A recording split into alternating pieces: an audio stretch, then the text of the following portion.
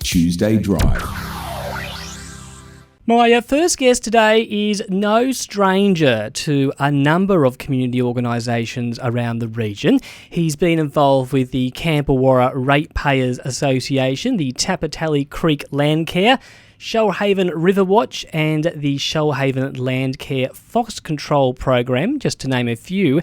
And he's also planted many trees throughout the Camperwarra village. He is Peter Jirgen and also has just taken out a very prestigious honour indeed, and that's the Shoalhaven Citizen of the Year. Welcome, Peter. Thank you, Stephen. Absolute pleasure. Now, Pete, can I call you Pete? Can I just be really Australian and make it short? That's fine. I want to quickly play this for you. It's from our Mayor, Amanda Finley. The other people that I feel inspired by are all of our volunteers all across the city. So I just want to take a moment now for us all to just pause and to acknowledge the hundreds of thousands of hours that people spend in service to our city. And it would be so great to be able to acknowledge every single one of them with an award, because they all deserve it. And many do this work without awards in their mind or in their hearts. They do it because they love what they do. They either love the people that they're serving or the part of the community that they're serving. So let's give thanks to all of those people who spend some of their time volunteering in our community. And this brings me now to the final award for this year's Australia Day Awards, the Citizen of the Year. And this year's Citizen of the Year has been volunteering for over 25 years on many, many levels. He's always there to help his neighbours. He's helped out with engineering problems and he's come up with solutions. He's lent equipment and he is just an all-round fantastic guy. And if you've come across Peter Jirgens, then you will know who I'm talking about. He's fondly and affectionately known to many people. And Peter, I've got the greatest pleasure in giving this award to you. Congratulations and thank you so much for all of the exceptional work that you have done for the Shoalhaven over so many years. And that was Shoalhaven Mayor Amanda Finley. Peter, what was it like when you found out that you're taking out Shoalhaven's top award? Well, it's very grateful and very surprised, actually. There's just so many people who do a lot of work for the community, and you just don't think that you're in line for anything like that, or just doing what I'm a bit passionate about. So I was just happy about doing what I've been doing. I really appreciate Amanda, her thoughts, and I feel really grateful for the honour. It's great. Now, Pete, were you born and bred here in the Shoalhaven, or did you actually make your way here from somewhere else? No, I came to now when I was 6 months old. So wow. About 66 and a half years ago. Well, I won't ask you the question then, what is it about the Shoalhaven that attracted you then, if you're only 6 months old? No. Well, I think it was my father is from Latvia, and he spent first. I was born out west, and he's working out there, and so obviously we spent the first summer out there, and just found that he came from Latvia, and it was like he used to go minus 20 in the winter time, ski to school type of thing, and he thought, well, I'm going to live in this country. I'm moving to the coast, so he moved to Nowra, and here we are. Yeah. All these years later. Now, I mentioned some of the organisations that you've been a part of, but tell me about some of this engineering advice that you've given out, as we just heard the Mayor mention. Oh, I guess with the River Watch, we got involved with that when Charlie Weir did an amazing amount of work on the river. He retired. He was 86. He couldn't work anymore, and so he was basically working by himself. He had 3 volunteers helping, and I went for a bit of a trip down the river to see what he'd been doing, and it was amazing. Planted over 100,000 mangroves and 25,000 casuarinas east of the Nowra Bridge. And one of the things he was doing was actually to stabilise the toe of the banks. He'd filled up these geofabric bags and with sand, and then sew the ends up, and then jam them against each other along the foreshore of the tidal zone, and that would the wave action would dissipate into the sandbag and stop the erosion of the bank.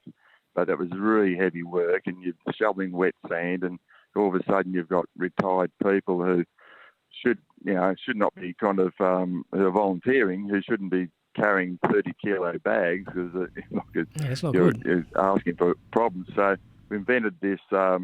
We call the Shoalhaven Sand Sausage. So we get the geofabric material and we've put it into a trough, and the trough is shaped like a V trough, and we put this lay the fabric along it, and then just shovel the sand into it, and we have one guy walking up and down compacting it, and then we fold the outside flaps up and sew it up on site, and then we leapfrog the formwork, and we were able to do 80 metres in a 3-hour session, because that's all we work for. We do 3-hour working bees, and I remember the guys are so surprised that I'd worked out that these guys, 10 guys, just shoveled 20 tonne of sand and didn't even know it, in the way that it wasn't hard back-breaking. It was fun because you're working as a team. And anyway, so that was pretty innovative. But everyone in the group had an involvement in it. I'd kind of probably led the way, but I'd made sure that everyone had their say in the best way of actually developing this process. It took us probably 12 months before we got it really sorted out, and it's been very successful. So just to clarify, you've basically made people's life easy with the Shoalhaven Sand Sausage. Is that right? That's it. Yep, that's right. Where did the name come from? I love that. Oh, we got one of the guys, Ross Portner, was the guy who actually came up with it. It was the Shoalhaven Sand Sausage. He got so excited, he'd call me every second day, and we said, Jirgen, should we patent this? This is really good. And we were always kind of think, well, if anyone else wanted to take it on, we'll give them the specifications, what to do and how to do it, because it was all volunteer type work. And we actually went down to Maria, and did some work down there for the land care group down there. They had problems with the oyster farmers had problems where the boats are going along the shoreline and washing the mud or the clay from the banks and discolouring the water, and then the oysters weren't as healthy as they could be. So we did some work down there to kind of show them that this is another way, really cost-effective method on bank stabilising. Now, you've also been involved with a number of walking tracks around the area, I understand. Have you got any particular favourite ones that you've been involved with over the years?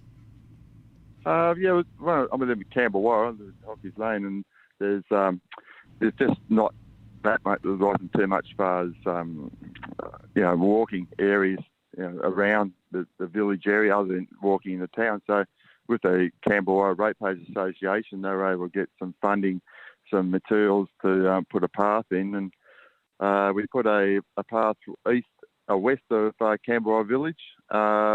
We've gone probably 2-3 k's, including a bridge.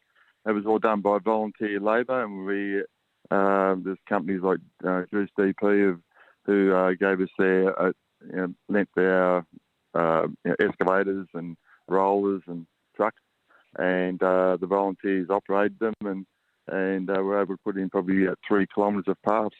So what's so good about it is every time I go along west of Camberwara Village, I always see people walking along the path. And the other thing, we've put 7 seats around every half a kilometre, so people kind of like to have a bit of a break, they can sit on a seat.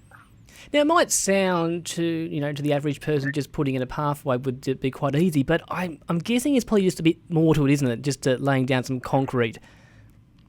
Yeah, it was a little bit more involved. It was, I think, council paid for the materials, and it was like 600, and one section was 400 tonne, and the other section was 250 tonne. So we actually saw some property owners, and we had the material delivered to that property, and then on a farm, and then we secured a couple of tractors, of buckets, a couple of local farmers. They loaded a dump truck, which was supplied by a contractor, and then they also we had it levelled beforehand. So it was a fair bit of work that we put in, like 650 tonne of road base with volunteers. Wow. So it was a bit of an effort. Yeah. And how long did it take? How long did it take to build this pathway, this track?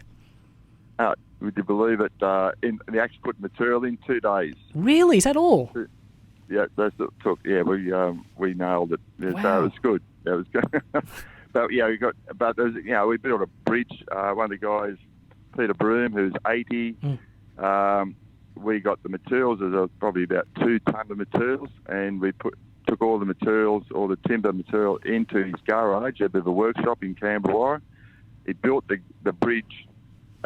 We couldn't build it on site because, you have this problems of securing, the site. You'd have to put up fencing, and it was just a fair bit of work involved. So we actually built the bridge in this guy's garage, and then we got 20 of the locals to turn up to his place one day, and we all, at least 20, carried it out onto the road, and then we had a contractor came with a high ab and lifted it on the back of the truck, and then took it to the site and just put it straight on site. We poured the concrete footings beforehand, and so it only took about probably an hour's disruption to traffic. That's and incredible. we picked a time there wasn't much traffic anyway. But so instead of and the site was a bit how you do too, because the abutments of the bridge that were joined to was like 3 metres high, so anyone had fallen. It was a risk, a safety risk factor there too. So we decided to build it in Peter's garage, and he did a fantastic job. I'm speaking with Peter Jirgen, who's just taken out Shoalhaven Citizen of the Year. Now, Pete, I want to talk to you about trees, if you don't mind. I believe you've planted a few over the years across the Canberra village. How many trees do you think you've planted? With the Tapateri Creek Land Care Group, we've propagated and planted about 14,000 trees mainly along the creeks. Along Hockey's Lane as well, we've planted right along there, but mainly around the creeks. What we've been trying to do is actually, cattle have been able to graze into the creeks for 100 years, and it just started causing a lot of erosion, and so we were able to see the property owners get permission to fence off the creeks from the cattle, and then we planted the trees out, and so we basically planted from Jirgen Sporting Complex up to Tapateri Road, and I think we've planted a couple of thousand, probably 3,000 along Good Dog Creek as well. And is it sort of one species of trees or various types of trees that you've planted? Oh, it varies. We had Gary Darr's a fauna consultant. He specialises in fauna and flora, and we plant a lot of trees in case there was because koalas were in this area 200 years ago, so we planted a lot of species that he recommended that if there is a chance that koalas might come back in along the corridors of the creeks, well, we have a food supply for them. So we plant a lot of trees that are actually a food source for native animals or bats and possums, and also a good stabilising trees. And we've planted a lot of lamandras recently. We found that we can the problems with planting lamandras in the banks is that the wombats come along and eat them, and so if you buy these plants, it costs $1.50 each, and you put them in, you put a tree guard, but then you have to have two hardwood stakes, otherwise they spin the guards around. So we found by digging out matured lamandras, they got thousands of roots, and if we can dig them out, then we can split them up, and we split one up once. It was like we got 150 plants out of it. Wow! And so you hedge it really hard in the beginning before you give a good haircut. And so all the wombats got then is a hard stalk to chew on, and it doesn't like that. It likes a new fresh plant. So we found that not only are we not spending $1.50 for the plant, that we actually it's costing us nothing for the plant, and we don't have to buy the tree guard, and we don't have to buy the hardwood stakes. So we're saving, when you plant 1,000, we put 1,000 in last year, so along the banks, and probably saved, $2,000 in other materials. So we'll get a lot of work done with not much money. Yeah, it sounds like a huge job, Peter. Hey, look, I'm just about out of time, unfortunately. I'd love to know, where are you going to hang this new award of yours, the Shoalhaven Citizen of the Year award? I don't know. I'll have to see what I'm getting. I've got a morning tea with Amanda on Friday, so I'm probably expecting to get something. I'm not sure what, certificate or medallion around the head, or I'm not sure. Maybe a cap. Oh, I hope it's a bit Anyway, more than we'll a see what cap. happens Yeah, down there. you'll have to keep us posted and send us a photo, Peter. Okay, I'll do that. Well, look, thank you so much for chatting with me on the show today. And look, congratulations once again, Peter. It's such a wonderful honour and very justly deserved. Well done. Thank you very much. Much appreciated. Absolute Thank pleasure. That was Peter Jirgen, our 2021 Shoalhaven Citizen of the Year, and perhaps you've had the pleasure of volunteering with him or even walked on one of his tracks that he's been part of, 0468441045. You're listening to Tuesday Drive on Triple U FM on this Australia Day. Triple U FM. This is Tuesday Drive.